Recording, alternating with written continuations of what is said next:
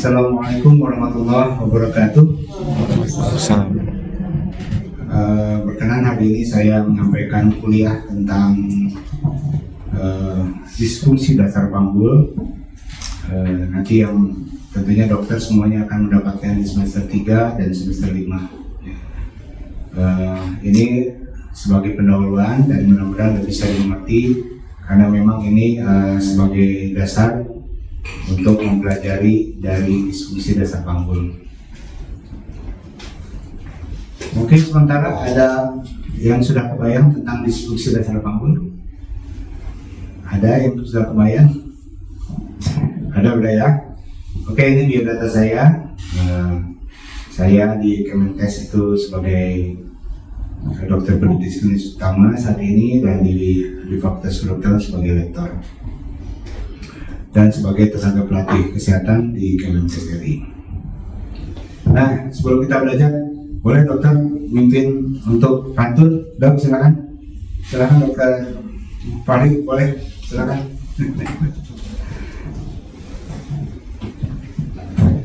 Ya, silakan. Nanti jawab yang lain biasa jawab cakep gitu ya. Awan berlari, angin menerpa. Kesehatan kita dinanti rasa. Sinar mentari datang menyapa. Mata dibaca jangan lupa. Oke.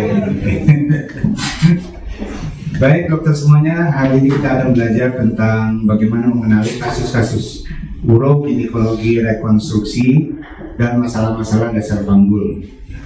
Tentunya sudah sedikit kebayang tentunya ya dokter.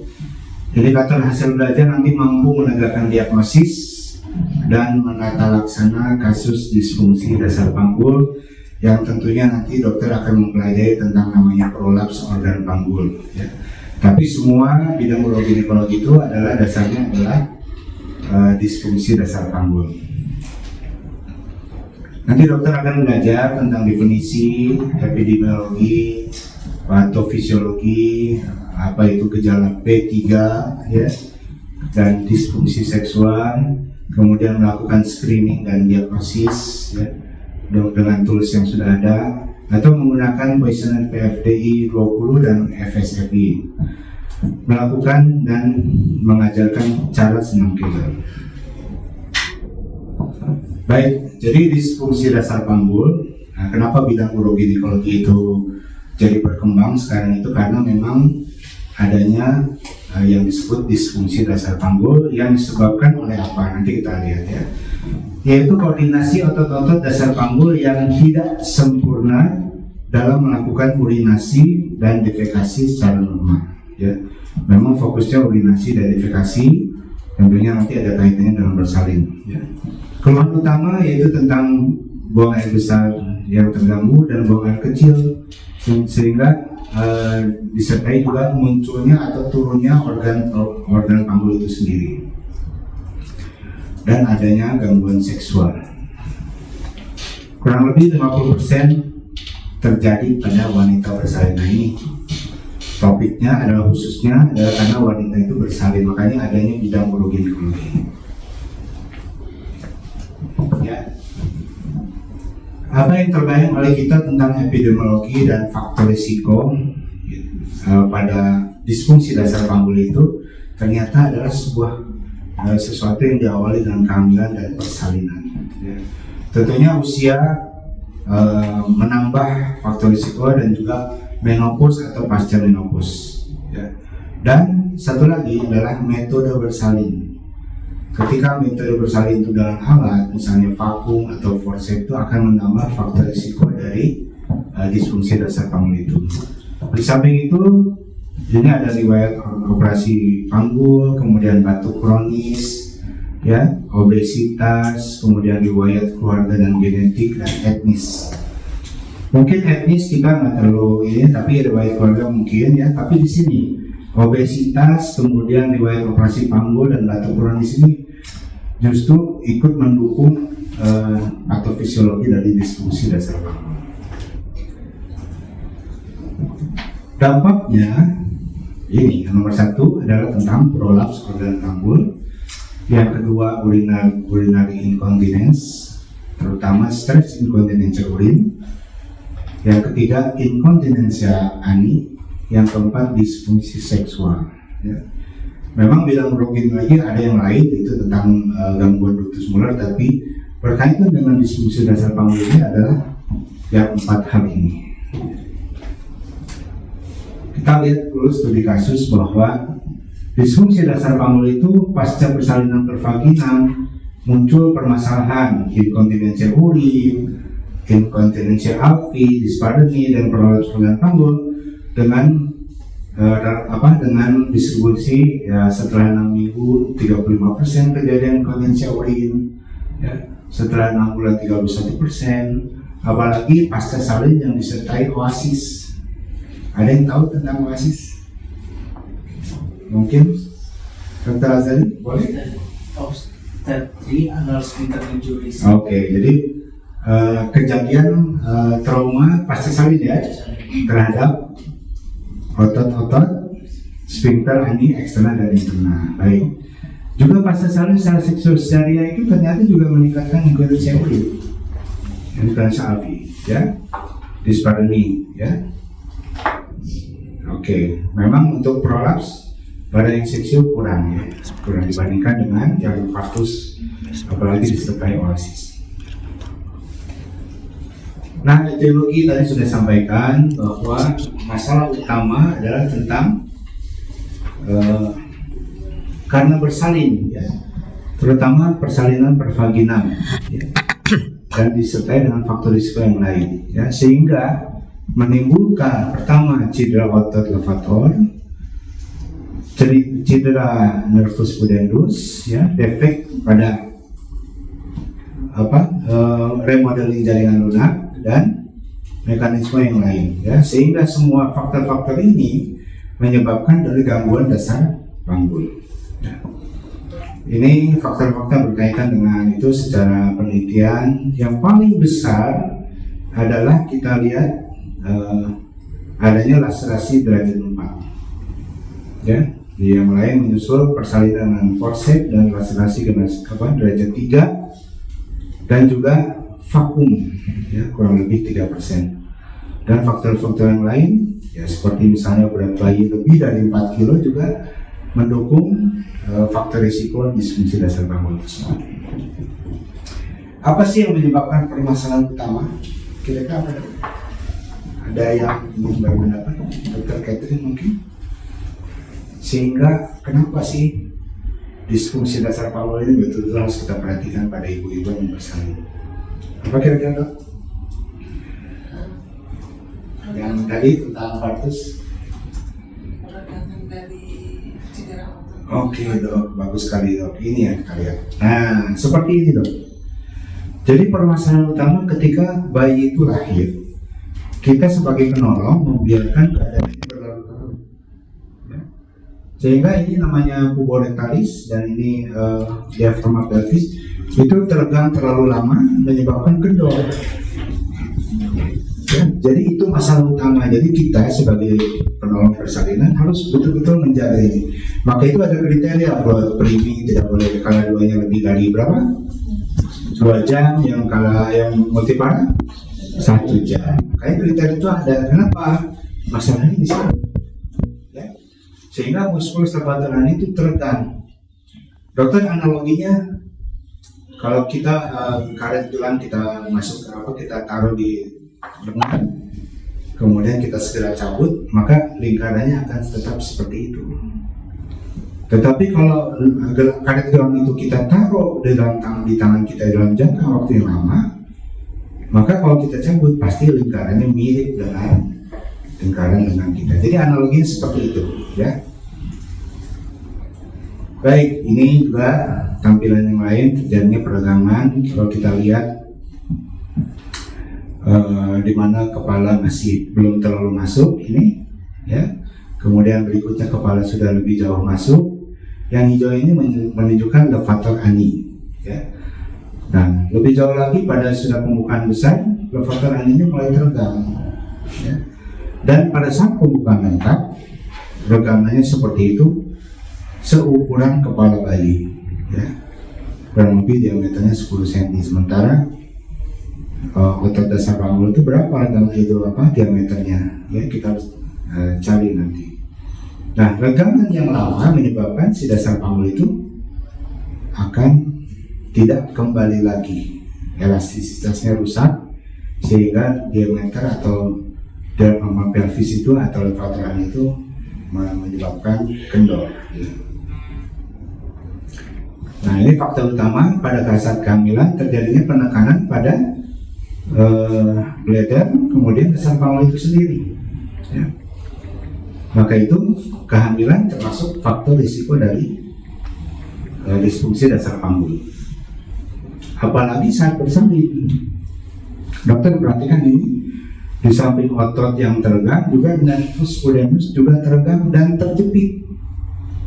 Sehingga kalau terjadi persalinan lama, maka otot akan rusak, juga nervus pudendus akan rusak. Sehingga apa? Kontraksi otot tidak akan kembali normal kembali. Ya? Nah, ini ilustrasinya. Nah, maka itu ketika normalnya vagina itu sejajar dengan levator plate yang ini, ya bisa perhatikan, dan uterus tegak lurus dari vagina dan levator plate. Pada saat setelah bersalin apa yang terjadi? Nah, seperti ini, ya, maka levator ini akan kendor, levator plate akan sejajar dengan vagina. Akibatnya apa? Uterus berpotensi terjun bebas. Sementara dipertahankan oleh ligamentum yang berada di level 1, mungkin dia masih bisa bertahan. Tapi seberapa lama dan seberapa seberapa lama dia akan turun tergantung dari tadi faktor risiko, misalnya dia mengendang pada saat BAB, kemudian konstipasi tadi, ya, atau memang dia dengan bertambahnya usia akan menjadi lebih kendor. Oke, kita lihat pada persalinan pertama levator hiatus itu mungkin tidak terlalu besar. Partus yang kedua levator hiatusnya tambah besar, dan yang ketiga tentunya ini makin kendor levator ani, maka levator hiatusnya makin besar. Alhasil apa? Maka terjadilah disfungsi dasar panggul, di mana tadi si levator ani ini dia yang menjaga konsistensia urin, konsistensia ani, termasuk fungsi dari vagina itu sendiri yang biasanya kalau kita perhatikan pada wanita yang bersanggama, tentunya ada peranan dari levator ani. Ya. Nah, ini ada analogi tentang goat and dog analogi, ya, dimana kalau ini ada kapal dengan ditambat pada dermaga, kemudian strong pelvic floor ini ibarat laut, ya. Laut itu kalau tebal atau pasang airnya, maka kapal ini akan disangga oleh laut itu sendiri, ya. Tetapi apa yang terjadi ketika lautnya menjadi surut atau otot levator aninya menjadi lemah? Akibatnya si ligamentum yang tadinya tidak bekerja akan bekerja, tertarik, ya, disebabkan karena si kapal itu turun ke bawah. Nah, lama kelamaan akan terjadi seperti ini, lautnya makin turun, kapal makin turun, lama-lama si tali ini akan putus.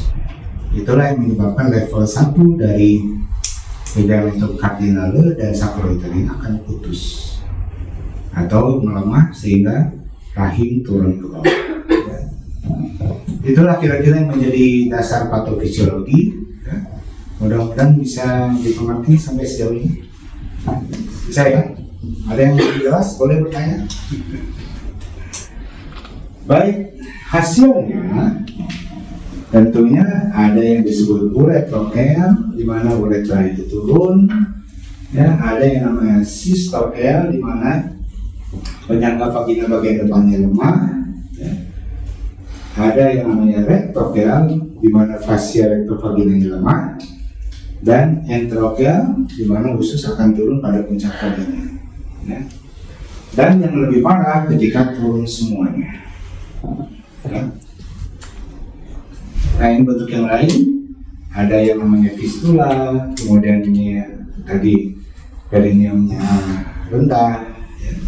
Karena memang sudah terjadi kelemahan levator ani tadi, atau mungkin fistula rectovagina bisa terjadi, itu tampak sistokel dan prolaps recti. Ya, nanti kalau dokter sempat masuk ke ruang operasi melihat adanya prolaps recti disertai dengan prolaps organ panggul, itu manajemennya mungkin bisa sama sehingga prolaps rectinya terkoreksi juga. Ya. Dan pada keadaan yang lebih berat,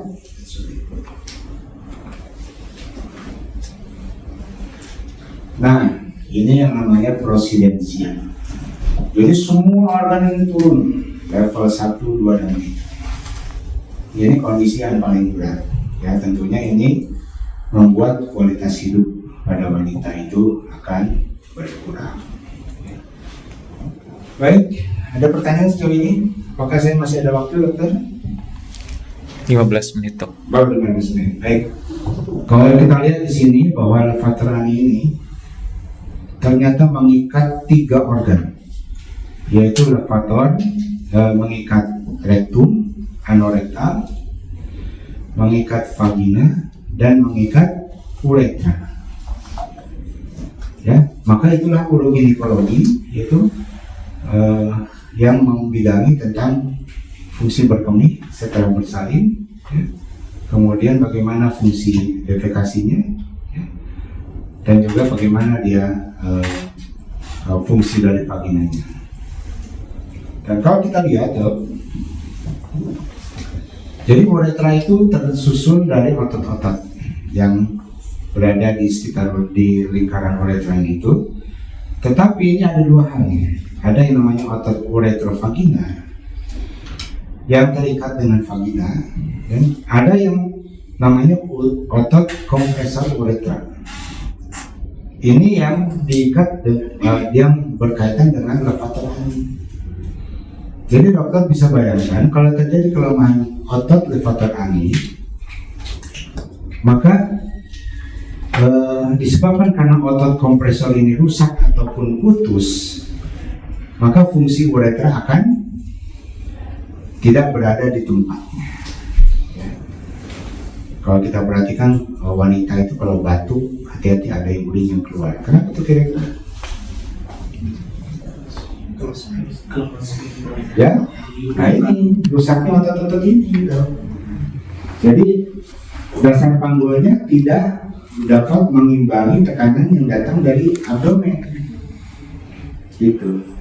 Tekanan dari abdomen batuk, tapi tekanan penutupan uretranya tidak terjadi. Ya, itulah yang menyebabkan namanya nanti inkontinensi urin, lebih khusus lagi stress incontinence.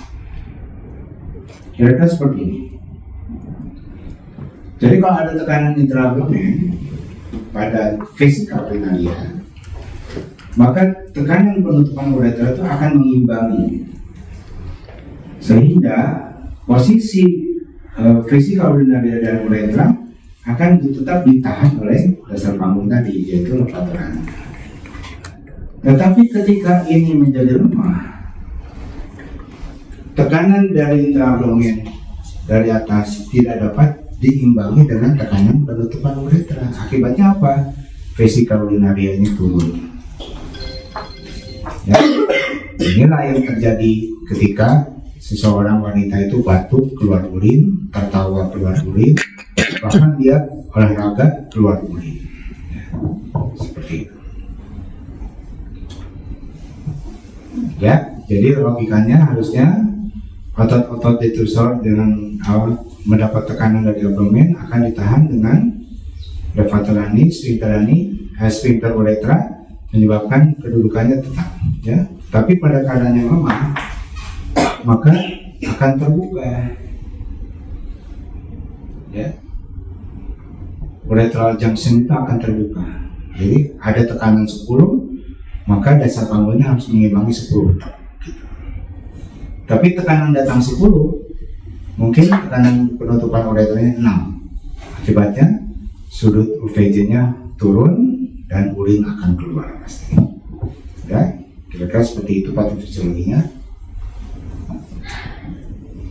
Kemudian ini sebetulnya tadi tekanan transmisi berkurang, layakan kemih turun, disebabkan karena tekanan dari atas, ya, maka terjadi inkontinensi urin. Itulah yang disebut dengan stres inkontinensi urin, karena yang berkaitan dengan gangguan dasar panggul adalah sebetulnya tentang stres inkontinensi urin disebabkan adalah hipermobility dari uretra. Baik, itu sedikit tentang inkontinensi urin. Ada pertanyaan? Nah, kalau tidak ada kita lanjut ke inkontinensi fekal. Baik. Kalau kita lihat gambar ini adalah kerusakan apa? Kerusakan dari anorekta dengan perineumnya, ya. Ini akibat bersalin ini, Dok. Ya. Yang menyebabkan fungsi kontinensia aninya berkurang atau bahkan hilang. Kalau terjadi ruptur badan total, maka kontinensi ani akan hilang, jadi feses akan lolos, baik yang keras maupun yang cair, ataupun kentut akan lolos juga, ya. Sedangkan harusnya sphincter ani eksternal maupun internal itu akan mempertahankan kontinensi ani. Jadi seseorang bisa menahan kentut, seseorang bisa menahan BAB, sekalipun dia BAB yang cair masih bisa ditahan, ya, itu. Baik, ya. Nah, kaitannya metode persalinan dan fecal incontinence ternyata memang semua itu disebabkan karena laserasi sphincter ani eksternal maupun internalnya sekalian, ya. Sehingga yang faktor risikonya ya persalinan itu menyebabkan inkontinensi fekal, ya.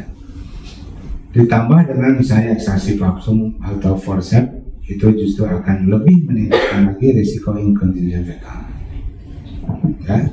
Jadi dokter kalau menolong persalinan ya harus hati-hati, upayakan agar sphincter ani eksternal dan internalnya tetap utuh. Dengan cara apa, Dok? Manuver apa, Dok? Ya, manuver itu, ya. Oke, baik.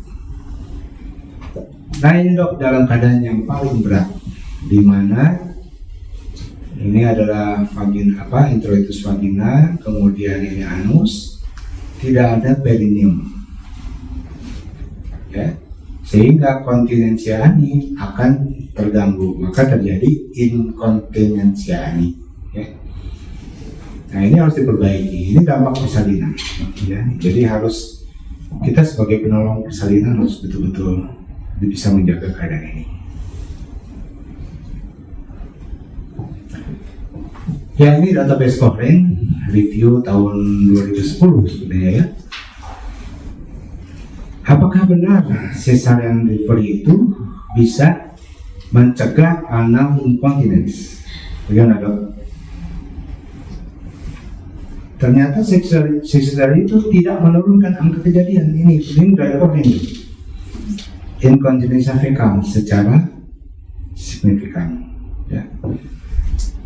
Tapi perhatikan, ini adalah kita harus bedakan anal incontinence dengan fecal incontinence. Ada yang bisa berpendapat, Dok? Kalau inkontinensi ani itu berkaitan dengan sphincter ani eksternal internal, tetapi kalau fekal itu dia fungsi yang lain, misalnya diare atau intussusepsi atau yang lain-lain, itu inkontinensi fekal. Jadi harus dibedakan antara anal incontinence dan fecal incontinence, ya.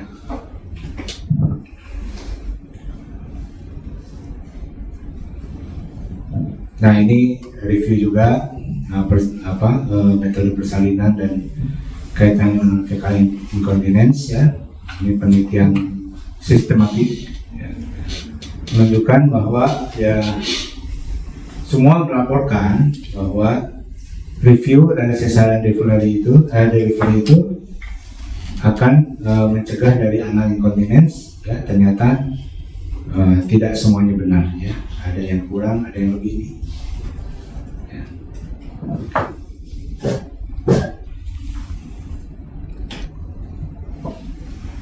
Ini juga sama, metode persalinan dan fecal incontinence ya. Review tentang cesarean delivery untuk prevention anal incontinence ya. Tidak ada perbedaan signifikan kejadian incontinence fekal pada seksualia emergency dan seksualia yang elektif. Oke. Kita lanjut lagi ya.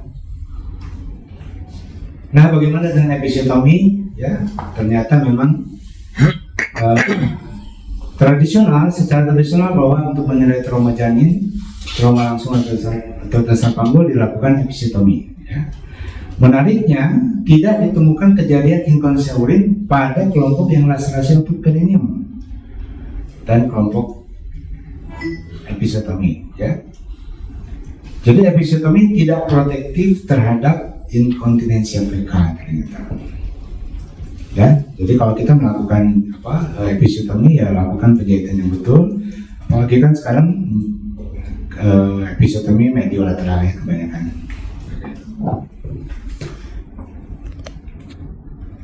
Ya, jadi kita harus pertimbangkan episiotomi rutin dan selektif.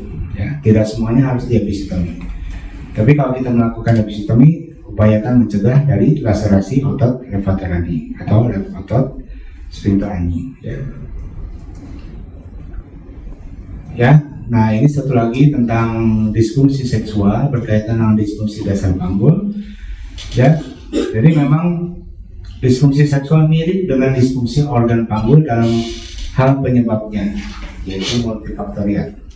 Ya, bisa tidak membaik setelah penggunaan. Alasan disfungsi seksual setelah operasi vagina dapat diklasifikasikan sebagai organik ataupun psikososial. Ya. Baik dokter, ada pertanyaan?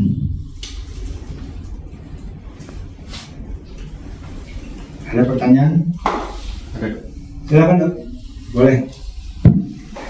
Terima kasih Dokter Rizka. Ya. Pertanyaan saya dok terkait disfungsi dasar panggul ini kan faktor resiko utamanya adalah kehamilan dan persalinan. Oke. Sementara kehamilan dan persalinan itu merupakan suatu yang sepertinya sulit dihindari oleh pasangan usia subur. Ya. Bagaimana strategi kita dalam pencegahan baik dari edukasi maupun tindakan apa yang perlu kita lakukan untuk mencegah terjadinya disfungsi dasar panggul ini? Ya baik dokter. Jadi pada akhir slide saya sebetulnya ada yang namanya selang Kegel. Ya. Bagaimana pelvic floor muscle training itu memang sangat perlu, baik untuk kehamilan dan setelah bersalin. Ya.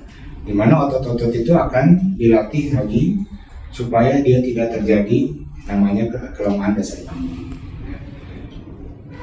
Ya kalau kita kenal itu senam Kegel itu dok ya. Senam Kegel itu bisa dilakukan bukan hanya dalam posisi dalam keadaan senam, atau dalam keadaan dia duduk, atau dalam keadaan dia berdiri, boleh. Ya. Jadi dengan mengatur, mengkontraksikan otot dasar panggulnya, ya. Kemudian menghitung berapa lama, dan terus berulang-ulang. Ketika mengkontraksikan, tambah waktunya lagi, dan sampai semampunya dan sesering mungkin dia bisa. Jadi salah satu untuk meningkatkan kekuatan dasar panggul pasca salin. Tapi ada juga penelitian yang saya lakukan sendiri, yaitu ternyata di samping Kegel exercise tadi, kita bisa memberikan vitamin D3, dosis 3000 mg untuk meningkatkan regenerasi dari otot itu sendiri. Ya. Itu penelitian yang saya lakukan sehingga dia meningkatkan serabut-serabut otot dalam proses penyembuhannya. Dan itu bisa dilakukan dok, dan itu sudah mendapatkan hati tentang hal itu, dan itu bisa digunakan sebagai terapi oleh sejawat semuanya. Mungkin itu dok, bisa menjawab mungkin. Yang lain, silakan dok. Ya dok, menyambung dengan faktor tadi pertanyaan mengenai faktor risiko, salah satunya adalah kehamilan. Adakah batasan seorang wanita itu berapa kali hamil dan berapa resikonya dokter, dan bagaimana kita mengedukasi pasien dengan batasan tersebut? Terima kasih dokter. Penelitian yang sudah dilakukan, persalinan lebih dari 3 itu akan meningkatkan disfungsi dasar panggul, bahkan bisa menyebabkan prolaps organ pelvik. Jadi diupayakan tidak lebih dari 3 secara teoritis. Tetapi ketika pasien itu menginginkan lebih, ya kita harus mengawalnya dengan suatu metode tadi, misalnya pelvic floor muscle training, kemudian pemberian vitamin D3, kemudian ya bagaimana agar berat bayinya tidak lebih dari 4 kilo. Tapi itu susah dok, karena ada faktor genetik juga masalahnya, ya kan? Jadi bisa diupayakan seperti itu dok. Terima kasih dok. Ya. Ada lagi? Baik, kalau tidak ada, itu saja dari saya yang dapat sampaikan sementara tentang namanya disfungsi dasar panggul itu, yang nanti tentunya dokter akan belajar tentang prolaps organ pelvic, yang nanti dokter akan ketemu yang masalahnya adalah warts, bladder, dan bowel itu sebagai tanda dari keluhan-keluhan disfungsi dasar panggul itu. Ya. Untuk sementara kita fokus pada patofisiologi dulu. Nanti pada pertemuan yang lainnya kita membahas tentang bagaimana memanagenya dengan tepat dan baik. Ya. Sementara itu saja dari saya. Masih ada pertanyaan sebelum ditutup? Ya, sebelum ditutup, kita sebagai dokter obgyn, bagaimana menolong persalinan itu dengan baik dan tepat, benar dan tepat. Itu mungkin lebih lebih utama dan bermanfaat buat pasien-pasien kita. Ya. Jangan biarkan pasien itu larut dalam kala 2 lama, atau kala 1 yang berkepanjangan, kala 2 yang lama, atau penggunaan alat-alat yang terlalu radikal sehingga merusak dasar panggulnya. Itu saja dari saya. Sekali lagi terima kasih atas kehadiran semuanya, semoga bermanfaat. Assalamualaikum warahmatullahi wabarakatuh. Waalaikumsalam warahmatullahi wabarakatuh.